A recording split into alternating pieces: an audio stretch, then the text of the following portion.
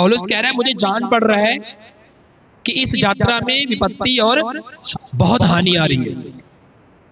अब कैदी की कौन बात मानेगा? वो कहेगा इतने तू ज्ञानी है, इतना ही तू प्रभु के साथ जुड़ा हुआ, तो जेल में क्यों है?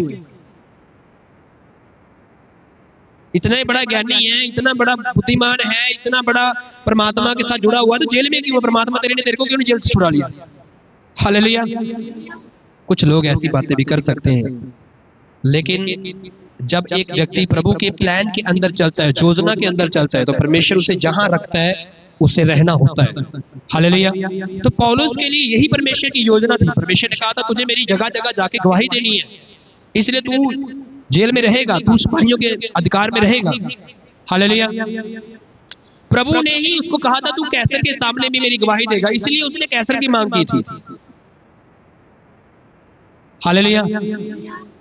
वरना उसको कैसर के पास जाने की कोई जरूरत नहीं थी, लेकिन परमेश्वर ने कहा था तुझे और भी मेरे नाम की गवाही देनी है। कह रहा सुन पौलुस, तेरा कोई कुछ बिगाड़ नहीं सकता, तेरा कोई कुछ बिगाड़ नहीं सकता। तू चाहे जेल में, चाहे सिपाहियों के अधिकार में, चाहे कितना भी तेरे ऊपर दबाव बनाया जा रहा है, कितने भी तेरे दुश्मन है, हालेलुया, लेकिन तेरा कोई कुछ बिगाड़ नहीं सकता।